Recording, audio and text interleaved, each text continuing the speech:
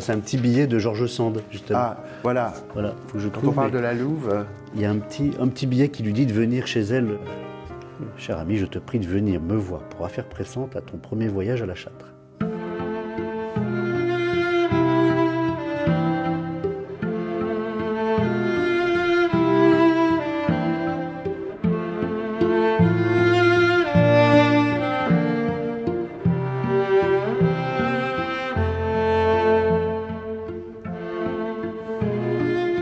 Au départ, c'est une famille qui est native de Charente-Maritime. Et donc, assez vite, ils vont partir, faire du commerce. Et puis ensuite,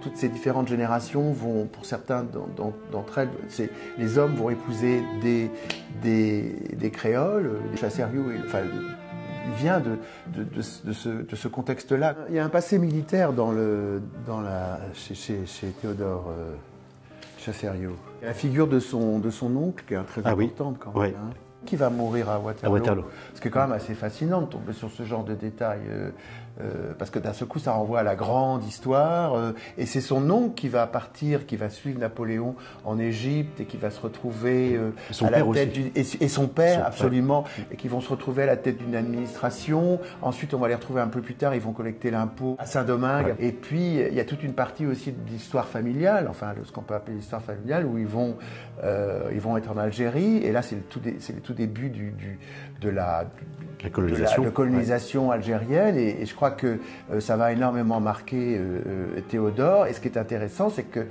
on peut faire évidemment le rapprochement avec les femmes d'Alger de Delacroix, parce que l'un comme l'autre, ils vont très très peu voyager. Delacroix, en fait, qui est un grand peintre orientaliste, ne fait même pas le voyage en Italie, je crois. Alors, Théodore Chassériau fait le voyage en Italie. Il va passer plusieurs mois en partant de Naples, il va remonter progressivement sur Rome. Mais ce qui est intéressant, c'est que l'un comme l'autre, Delacroix comme Chassériau, vont s'intéresser à l'Algérie et vont représenter des femmes algériennes, enfin toute cette beauté algérienne.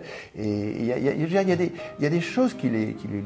Ce que je trouve assez intéressant, c'est qu'il semblerait qu'il n'ait pas eu il n'y a pas eu vraiment de rapport entre Delacroix et Chassériau. Il y a un peu les mêmes sujets, on est toujours dans cette même peinture romantique, orientaliste, littéraire. C'est une peinture qui est très littéraire.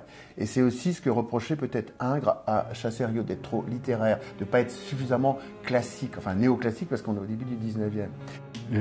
L'herbe ne pousse pas à l'ombre des grands arbres. Et c'est probablement ce que Chassériau a dû penser avec Ingres. Bon. Oui. Toutefois, quand Ingres a été nommé directeur de la Villa Médicis, il l'avait invité. Et c'est par faute d'argent que Chassériau n'a pas pu y aller. C'est ça. C'est marrant, on a la lettre, je peux vous la montrer. Il écrit à Ingres et en lui disant que son frère et lui sont désolés car malheureusement il ne pourra pas se joindre à lui à Rome, faute d'argent. Ah oui. Et puis Théodore va mettre beaucoup de temps à dessiner ce démon. Ce que Ingres appelle un démon. Alors le démon, justement, c'est ce modèle noir dont on a beaucoup parlé, qui s'appelle Joseph, qu'on va retrouver, qui est un peu la figure de proue, en tout cas ce jeune homme qui flague comme ça ce mouchoir rouge tout en haut d'un radeau qu'on connaît tous très bien, puisqu'il s'agit du radeau de la Méduse. Et donc qui a été peint par Géricault à plusieurs reprises, qui a été peint par d'autres artistes et qui manifeste là une forme de visibilité très, très nouvelle, puisqu'il s'agit de représenter un corps noir.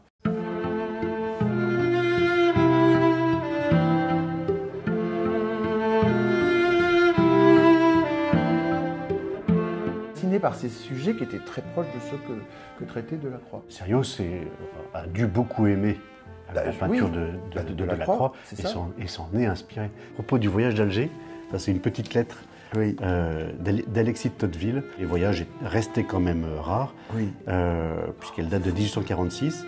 Pourquoi partez-vous pour l'Afrique à ce moment de l'année? Je n'approuve pas cela. Vous allez tomber dans les chaleurs et dans les saisons des fièvres, si vous dépassez le mois de juin. Tocqueville qui va avoir une importance fondamentale dans l'attribution de la Cour des comptes, c'est ça. Et ce qui est assez intéressant, c'est que la Cour des comptes se trouvait à l'emplacement de l'actuel musée d'Orsay, dans ce qui s'appelait à l'époque le Palais d'Orsay, c'est ça. Et qui a brûlé. Et qui a brûlé pendant la Commune, avec malheureusement toute la correspondance du peintre et certaines de ses œuvres que son frère avait gardées dans son bureau au Conseil d'État, parce que le Palais d'Orsay hébergeait le Conseil d'État et la Cour des comptes. Le frère, pendant la Commune, pensait y trouver un lieu sûr, et malheureusement, ça fait partie des édifices qui ont été brûlés par les insurgés. Donc on a perdu trace de toute la correspondance, sauf quelques, je dirais peut-être une centaine de lettres qu'Arthur Chassériau avait conservées. Parce que Théodore Chassériau était, on ne sait pas grand-chose de lui, c'était un personnage secret. Enfin, Frédéric, à la mort de Théodore, avait gardé tout ce qui, comme il est très attaché à son petit frère, tout ce qui était de plus précieux, et a tout gardé dans son bureau. Ce qui fait qu'il n'y avait rien à cacher. On aurait aujourd'hui toute la correspondance avec ses amis, dont celle avec Gustave Moreau. Voilà, malheureusement, elle a disparu. C'est d'autant plus dommageable que Gustave Moreau, en fait, c'était comme une résurgence de l'importance qu'avait Théodore Chassériau dans le paysage artistique. C'est-à-dire qu'en fait, il a été redécouvert au tournant du XXe siècle, Théodore Chassériau, à travers l'œuvre de Gustave Moreau et plus largement à travers l'émergence du mouvement symboliste, parce qu'on retrouve cette vision comme ça d'une femme éthérée, enfin je caricature, mais tous ces éléments qui rentrent dans l'esthétique symboliste. Gustave Moreau, Gustave Moreau donc, était très malheureux de la disparition de Théodore. Il en a fait un tableau, Le jeune homme et la mort,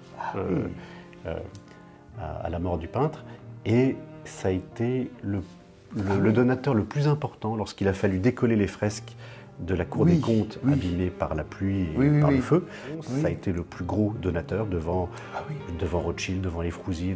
Donc on sait combien ça lui tenait à cœur. C'est une page où le 7 octobre et le 8 octobre, c'est-à-dire la veille et le jour de la mort de Théodore Chassériau, tous ses amis, on a la liste de tous les amis qui sont venus et qui ont signé le registre. Donc on voit qu'il y a des artistes qui sont venus les 2 jours, par exemple Fromentin, Isabelle, et évidemment on voit Puvis-de-Chavannes également, ainsi que Gustave Moreau. Ça c'est touchant parce que là vraiment on est sur les tout derniers jours du peintre. Tout comme la liste de ses amis, on la connaît facilement puisqu'on a encore leurs adresses. Donc ça, c'est écrit par Chassériau, mais on voit ses amis, voilà, Georges Sand, Lamartine. Madame Sand, Maurice Sand, le fils. Voilà, mais on voit les adresses de Théophile Gautier, de Delacroix, de Ingres. Ça, c'est la commande qui lui a été faite par l'État. Donc on sait la commande publique pour Saint-Philippe-du-Roule, le Christ descend de la croix. Donc on dit que c'est une commande qui date de 1852. On sait combien il a été rétribué pour cette commande, c'est-à-dire 8000 francs à l'époque. Et ça, c'est un dessin qui représente Madeleine, donc au pied de la croix. Bien sûr. Donc ça, c'est un diplôme. Ça, c'est le passeport. C'est son dernier passeport, puisqu'il date de l'année de sa mort, en 1856, en août 1856. Et c'est son dernier voyage. Il devait prendre les eaux à Spa, en Belgique. Voilà, donc on connaît sa taille, voilà, 1m74, cheveux châtains, front découvert, sourcils noirs, yeux noirs, nez relevé, bouche moyenne, barbe brune, menton long, visage ovale, teint pâle. Voilà, pas de signe particulier. Moi j'avais lu dans la description, je crois qu'en faisait Nadar, où c'était rapporté par Nadar qu'il avait une bouche assez pulpeuse, avec de très grandes dents blanches. Sur la précocité du peintre, là vous voyez un dessin, donc un grognard de la Grande Armée, qu'il a fait probablement à l'âge de 8-9 ans. Donc on voit quand même... C'est touchant. Voilà, il dessine bien, les proportions sont là. Sur le dos, au dos de papier administratif de son grand frère. C'est savoureux. Et une chose étrange aussi, pareil, c'est son carnet ce sont des pages d'écriture qu'il a faites, où on voit pareil sa maîtrise dans la calligraphie. Donc c'était le cadeau pour le jour de l'an fait à ses parents. Donc là il avait 9 ans et Donc à 9 ans, voilà, ça ce sont ses travaux d'écriture et on voit pareil, pas une maîtrise dans la calligraphie. Donc là, il était dans une petite école rue Cadet, dans le 9e. Il a une écriture incroyable. 10 rue Cadet, dans le 9e. Voilà, voilà c'est ça. Ce sont des pages d'écriture, ça n'a aucun sens. Oui, ah ben là il y en a. Ce sont des pages d'écriture. Veux-tu n'être jamais contrarié et réussir dans tes projets? Fais tes affaires toi-même. C'est différent. Veux-tu n'être jamais... Ah oui. Vous voyez, donc on est vraiment sur des pages d'écriture. Des pages d'écriture. Quelque chose, un exercice qu'on a tout à fait humilié.